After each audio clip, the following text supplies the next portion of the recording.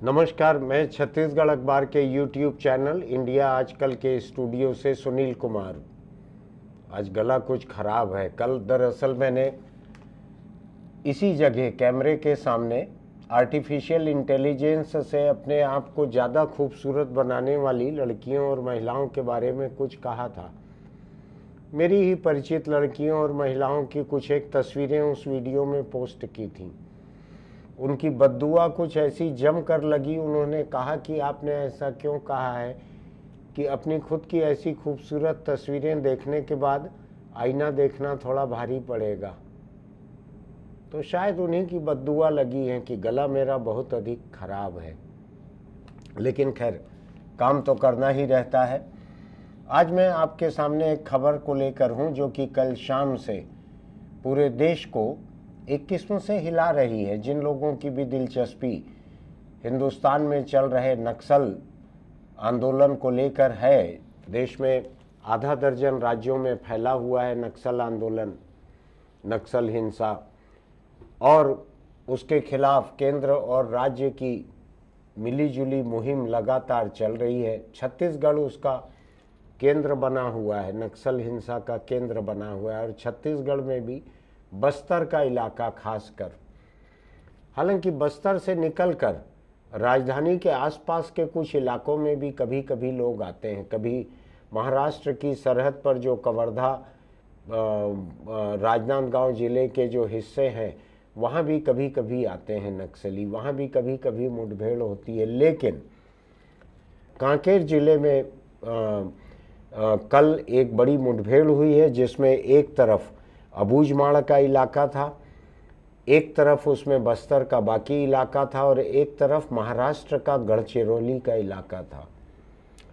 इस मिलीजुली मुहिम में जिसमें केंद्र और राज्य दोनों के सुरक्षा बल शामिल थे, 29 नक्सलियों को मार गिराया है सुरक्षा बलों ने, 29 लोगों को। दरअसल ये लड़ाई जो चल रही है जंगलों में, ये लड़ाई या तो मार दो या मर जाओ इस किस्म की है, मरो या मारो दर्जे की ये लड़ाई चलते रहती है।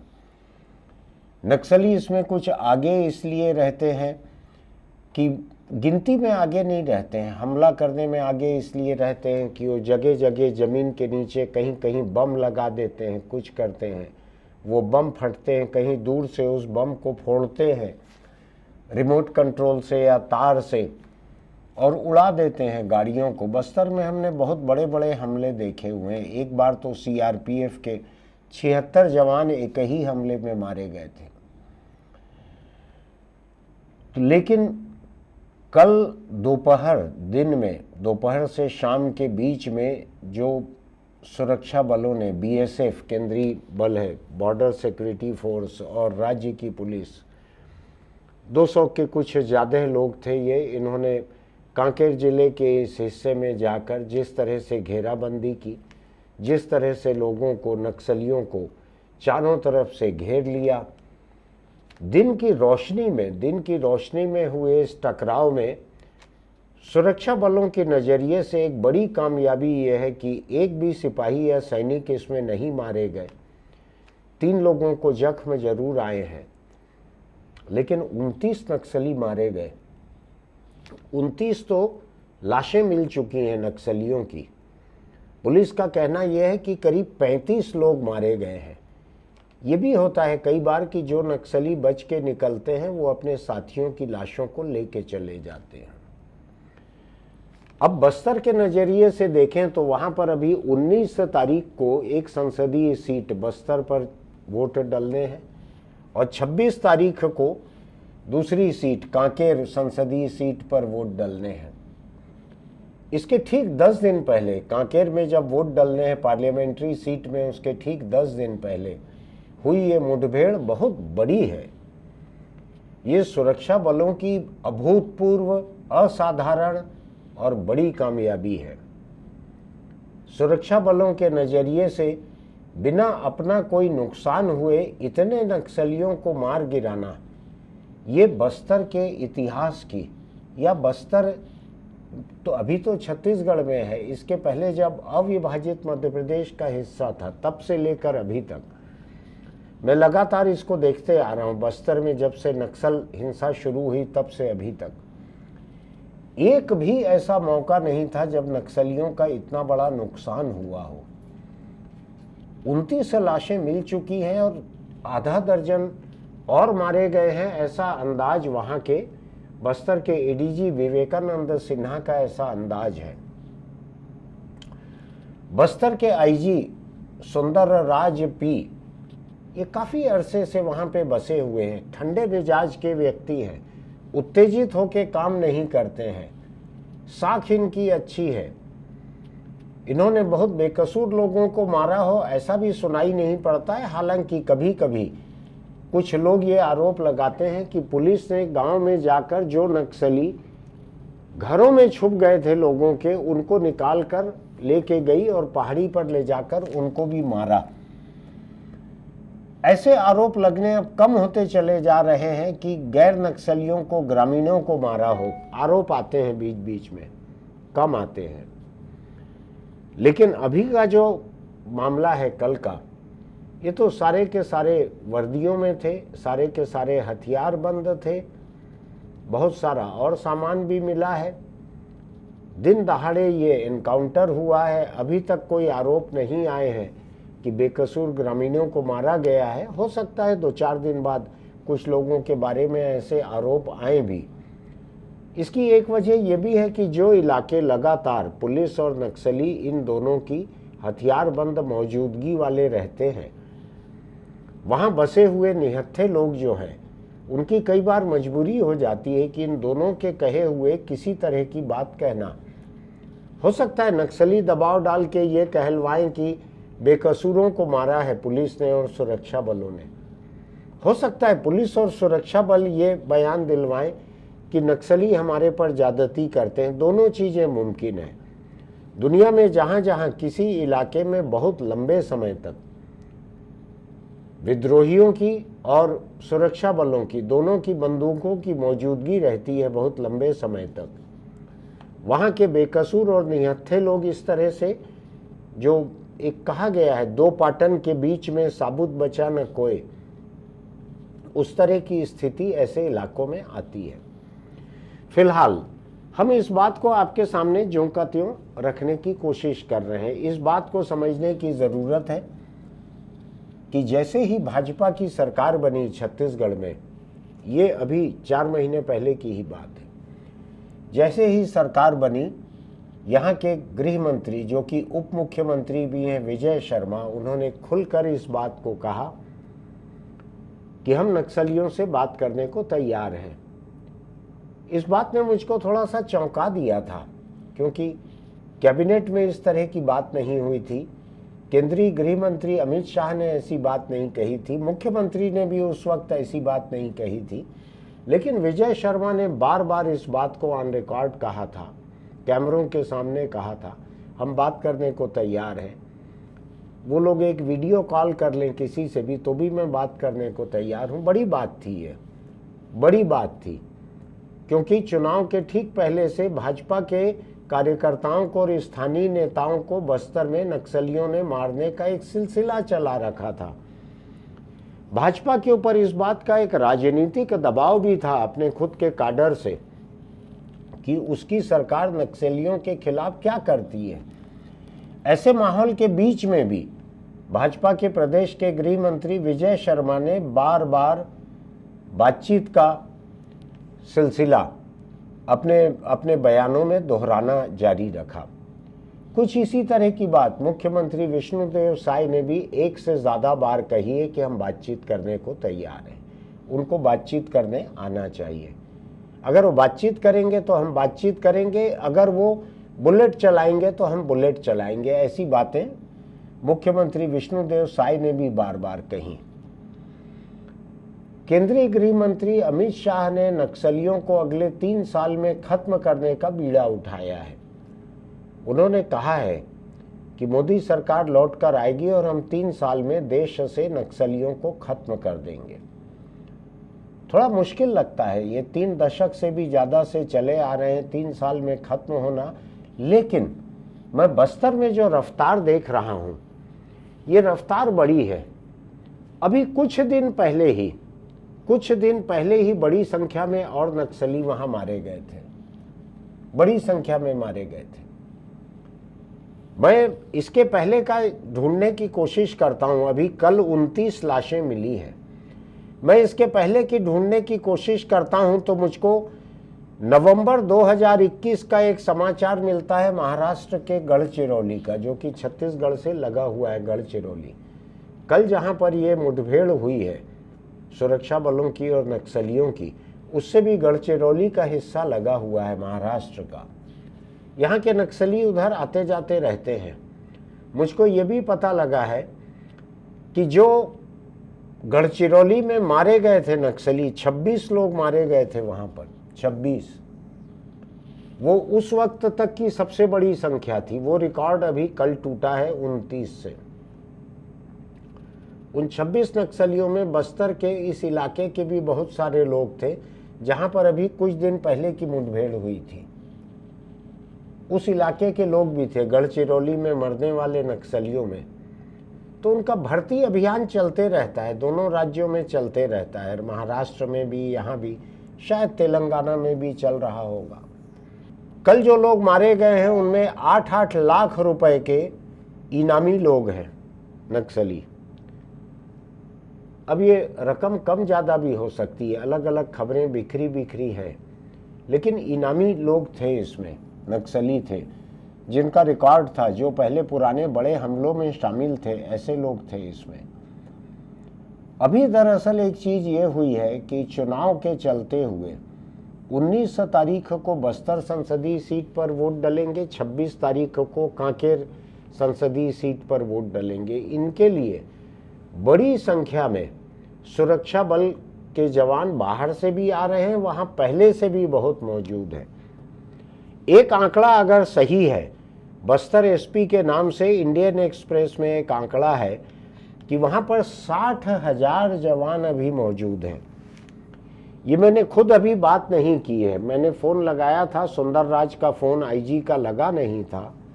इंडियन एक्सप्रेस में उनके नाम से ये छपा है कि वहाँ पर 60,000 जवान मौजूद हैं। बहुत बड़ी संख्या होती है 60,000। नक्सलियों के बारे में कहेंगे तो ऐसा कहा जा रहा है कि कुछ हजार मौजूद हैं नक्सली वहाँ पर। इनमें भी तमाम लोग हथियारबंद नहीं हैं, कुछ लोग साथ में चलने वाले, सामान ढोने वाले भी होंगे। 60,000 अगर सुरक्षा कर्मचारी वहाँ पर बस्तर में मौजूद है तो किसी भी नक्सल गिरोह को घेर लेना, घेर के मारना अब पहले के मुकाबले ज़्यादा आसान हो गया है। मैं थोड़े से आंकड़े आपको और बतलाना चाहता हूँ। 2024 ये जो साल चल रहा है, अभी इसमें 4 महीने हुए हैं इस साल को चलते हुए। इसमें कल के 29 मारे गए नक्सलियों से लेकर अभी तक 79 नक्सली अभी तक कुल मारे गए हैं। पिछला साल जो था 2023 का, उसमें कुल 24 लोग मारे गए थे। तो ये बड़ी बड़ी घटनाएं अभी हो रही हैं, बड़ी बड़ी मुठभेड़ अभी हो रही हैं, इसलिए वहाँ पर ये मौतों का आंकड़ा जो है नक्सलियों का बहुत ऊपर चले गया है। लेकिन दूसरी तरफ हम देखें तो इसी साल 18 नागरिक मारे गए हैं। इसमें कई बीजेपी के स्थानीय नेता और कार्यकर्ता भी हैं। 18 लोग मारे गए हैं, 6 लोग सुरक्षा बल के मारे गए हैं।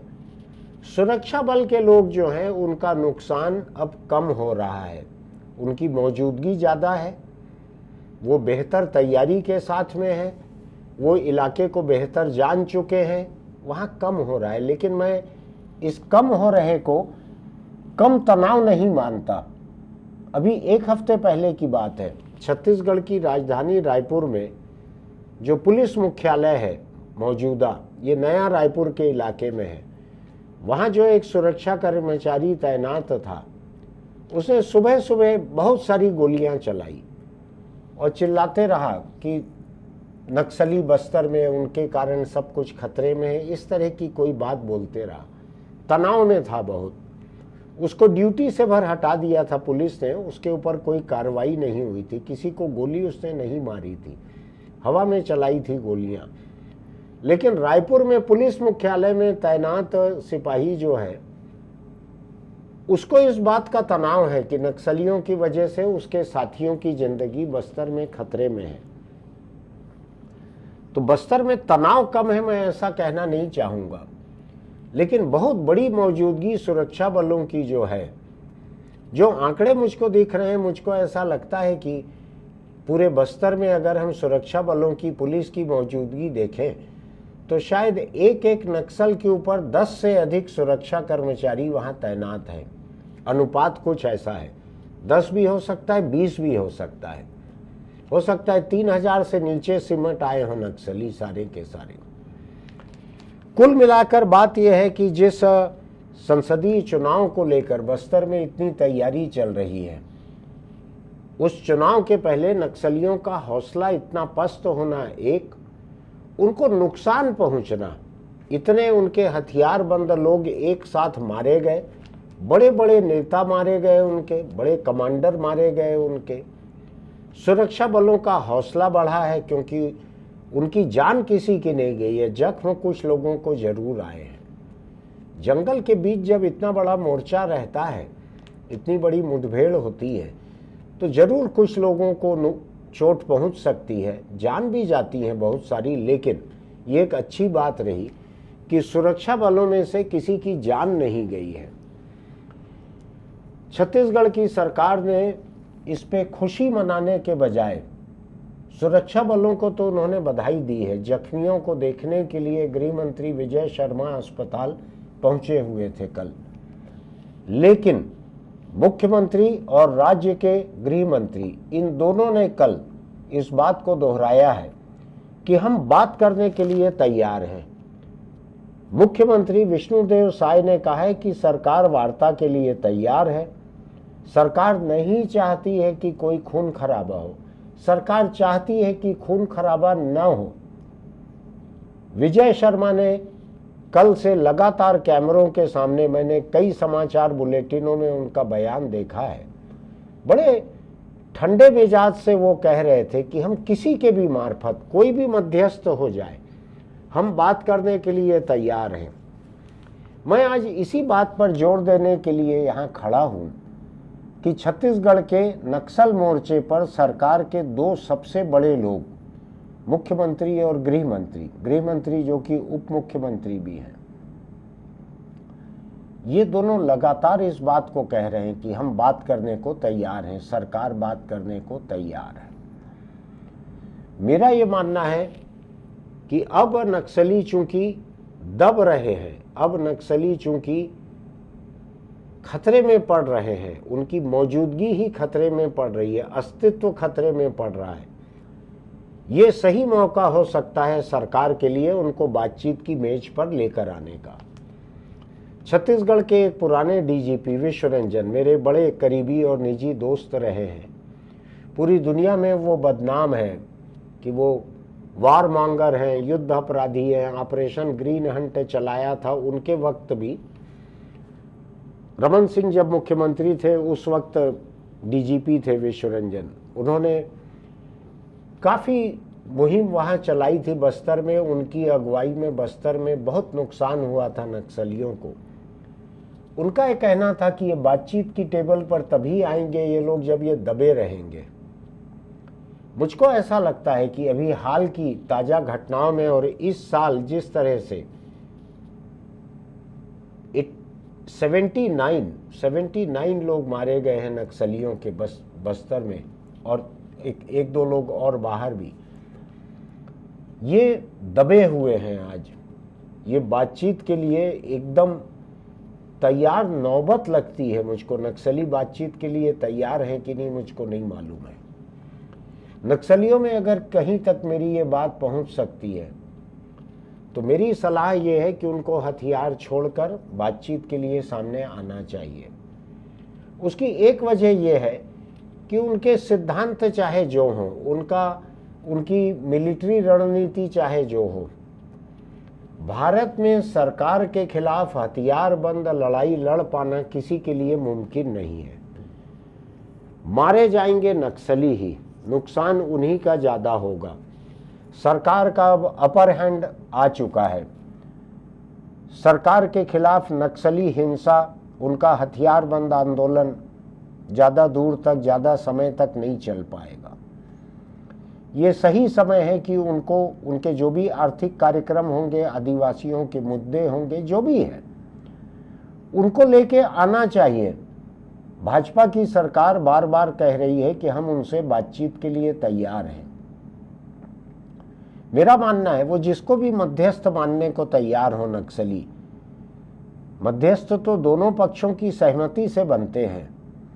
जो भी ऐसे लोग हों, चाहे वो छत्तीसगढ़ के हों, चाहे छत्तीसगढ़ के बाहर के हों, दोनों को आपसी सहमति से ऐसे मध्यस्थ बनाने चाहिए और बातचीत का सिलसिला शुरू करना चाहिए। मैं बातचीत का सिलसिला शुरू करने के पहले किसी तरह की शर्त का हिमायती नहीं हूँ। ये हर बार जिसको बातचीत नहीं करनी रहती है वो शर्तें ला देते हैं कि पहले वो हथियार डालें फिर हम बात करेंगे, पहले वो भारत के संविधान में भरोसा जाहिर करें फिर हम बात करेंगे। अरे भारत के संविधान में उनको भरोसा रहता तो हथियारबंद आंदोलन क्यों चलाते रहते। मेरा हमेशा से ये मानना रहा है कि एक लोकतंत्र में सबसे बड़ी जिम्मेदारी निर्वाचित सरकार की, विपक्ष की और लोकतांत्रिक ताकतों की होती है, लोकतांत्रिक संस्थाओं की होती है। लोकतंत्र के भीतर, देश के भीतर अगर कोई लोग अलोकतांत्रिक आंदोलन चला रहे हैं, चाहे वो हथियारबंद हो चाहे बिना हथियार का हो, उनकी जिम्मेदारी कम रहती है। उनका तो भरोसा ही नहीं है लोकतंत्र पर, जैसा कि नक्सलियों का नहीं है हिंदुस्तान में भरोसा। वो देश से अलग होना नहीं चाहते हैं। एक बात को ध्यान रखिएगा, वो देश से अलग होने की बात नहीं करते हैं। वो गोंडवाना नाम का देश बनाना नहीं चाहते हैं। वो इस देश के भीतर ही व्यवस्था को बदलना चाहते हैं। तो भारत की सरकार का तो लंबा इतिहास रहा है कि ये उत्तर पूर्व में, कश्मीर में, पंजाब में अलगाववादियों से भी बात करते आई है, बातचीत से उसने निपटाने की कोशिश की है। जो अलगाववादी थे, जो भारत से अलग देश बनाना चाहते हैं, चाहे कश्मीर के, पंजाब के, नॉर्थ ईस्ट के, इनसे भी बात करते आई है भारत सरकार। और भारत सरकार ने कुछ लोगों से तो देश के बाहर जाकर भी बात की है, समझौते पे दस्तखत वहां हुए हैं। मुझको ध्यान है उत्तर पूर्व के कुछ समझौते देश के बाहर हुए हैं। लोकतंत्र में सबसे बड़ी जिम्मेदारी सरकार पर रहती है, जो कि छत्तीसगढ़ में छत्तीसगढ़ सरकार की है, देश में भारत सरकार की है। छत्तीसगढ़ सरकार मुझको जिम्मेदारी से काम करते हुए अभी तक दिख रही है। नक्सल हिंसा के मोर्चे पे जो हथियारबंद जवाब उनको देना है वो दिया जा रहा है, लेकिन बातचीत का न्योता इस सरकार ने जारी रखा हुआ है। इतनी बड़ी कामयाबी के बाद हो सकता था ये सरकार दंभ में आकर ये कहती अब उनको गरज होगी तो आए, नहीं तो इसी तरह मारे जाएंगे। नहीं कहा है, सरकार ने जिम्मेदारी की बात कही है। अब ये नक्सलियों के ऊपर आता है कि वो जिम्मेदारी दिखाएं, वो बातचीत के लिए टेबल पर आएं। भारत के भीतर हथियारबंद आंदोलन से लोकतंत्र को परास्त करना मुमकिन नहीं है। नक्सलियों को इस बात को समझना चाहिए। नहीं समझेंगे तो मारे जाएंगे, उनके साथ हमदर्दी किसी की भी नहीं रहेगी, मेरी भी नहीं रहेगी। वो हथियारबंद लड़ाई लड़ रहे हैं, हथियारबंद लड़ाई में मरो मारो दोनों के लिए रहता है। नक्सलियों का जब बस चलता है वो तो कहीं पर बम लगाकर, कहीं कोई और विस्फोटक लगाकर भी मारते हैं लोगों को। सुरक्षा बल ऐसा तो नहीं करते हैं, विस्फोटक लगा के नहीं मारते हैं किसी को। तो सरकार के हाथ कानून से थोड़े से बंधे भी रहते हैं ऐसे पीछे, और उसको कुश्ती लड़नी रहती है। दूसरी तरफ जो हथियारबंद आंदोलनकारी हैं, नक्सलियों सरीखे, या जो मणिपुर में है या दूसरी जगह है, वो जायज और नाजायज हर तरीके के तौर तरीके इस्तेमाल करते हैं। तो इसलिए सुरक्षा बल जो है वो अधिक बड़ी कार्रवाई करने के हालत में जब रहेगी वो जरूर करेंगे।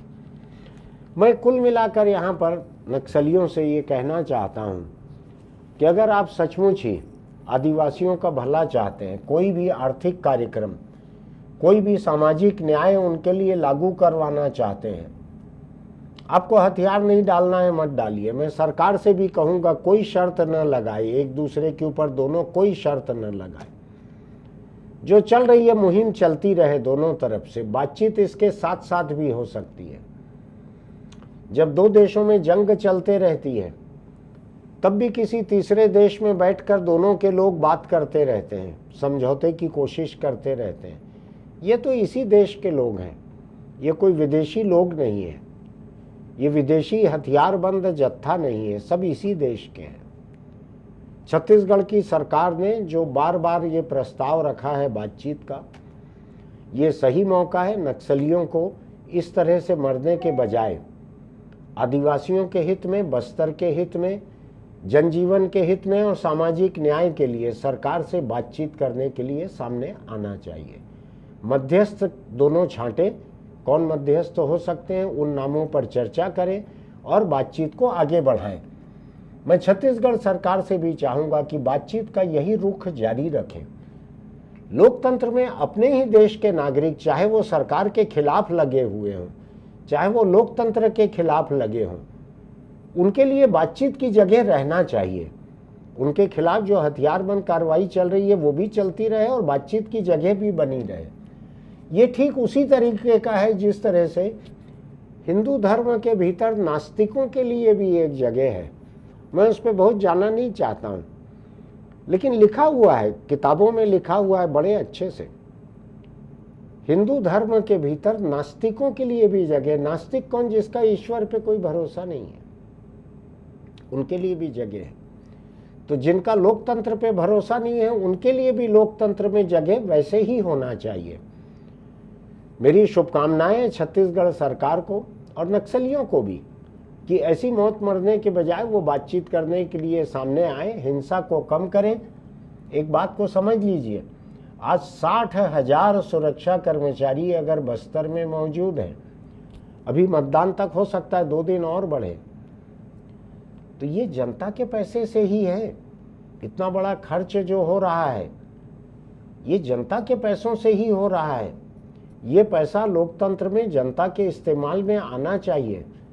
सुरक्षा मोर्चे पर मैं तो पड़ोसी देशों के साथ भी किसी फौजी मोर्चे के खिलाफ रहता हूँ। मेरा मानना है वहाँ भी तनाव घटना चाहिए, वो खर्च भी घटना चाहिए। ये तो देश के भीतर का है। तो दोनों ही पक्ष बातचीत के लिए तैयार हों, सामने आए, मध्यस्थ ढूंढें और बात करें। मेरी शुभकामनाएं। मेरा ये एडिटोरियल अगर आपको अच्छा लगा होगा तो हमारे YouTube चैनल इंडिया आजकल को सब्सक्राइब कीजिएगा, नोटिफिकेशन की बटन दबाइएगा, लाइक कीजिएगा, टिप्पणी लिखिएगा, दोस्तों को इसका लिंक भेजिएगा। आप हिंदुस्तान के किसी भी हिस्से में हो, जो हथियारबंद आंदोलन चल रहे हैं उनके बारे में थोड़ा जागरूक आपको रहना चाहिए। चाहे वो उत्तर पूर्व में हो, चाहे छत्तीसगढ़, उड़ीसा, महाराष्ट्र, झारखंड, मध्य प्रदेश ऐसे प्रदेशों में हो, चाहे पंजाब या कश्मीर में हो, जहाँ भी है आपको जानकारी रहना चाहिए इसके बारे में। फिर मिलेंगे। चलते चलते एक छोटी सी सलाह, ये नक्सलियों के इस आंदोलन से ही मुझको सूझ रहा है। अपने बच्चों को बचपन से ही ये बात सिखा कर रखिए कि कानून का पालन करना चाहिए। आपको कोई कानून पसंद नहीं है तो उसको तोड़ना उसका हल नहीं है। लोकतंत्र में उस कानून के खिलाफ एक जागरूकता पैदा करना, उसकी संभावना हमेशा बनी रहती है, वो स्कोप हमेशा रहता है। तो आपको अगर कोई कानून पसंद नहीं है, ये आपके लिए भी है ये सलाह, और आप अपने बच्चों को भी दे सकते हैं, आसपास के लोगों को भी दे सकते हैं। आपको हेलमेट का नियम नहीं पसंद है तो बिना हेलमेट निकल के विरोध करना ये कोई तरीका नहीं है। आप कोशिश कीजिए अपने सांसद, विधायक, दूसरे लोगों से कि ये नियम बदले, कानून बदले, जो भी आपको लगता है। लेकिन जब तक जो कानून है उसको तोड़ना ये ठीक नहीं है। उसके खिलाफ जागरूकता पैदा करना ही अकेला हल है। तो इसको ध्यान रखिएगा, कानून छोटा हो, बड़ा हो, जैसा भी हो, आप हथियारबंद होकर तोड़ रहे हैं, बिना हथियारों के तोड़ रहे हैं, जो भी है, ऐसा मत कीजिए कि आप कानून को तोड़ रहे हैं। ये मिसाल गलत है। ये कानून को बदलने के लिए, जन जागरूकता के लिए आज सोशल मीडिया पे बहुत सारे मुफ्त के प्लेटफार्म मौजूद हैं, वहाँ जागरूकता पैदा कीजिए और लोगों से बात कीजिए, कानून मत तोड़िए। फिर मिलेंगे।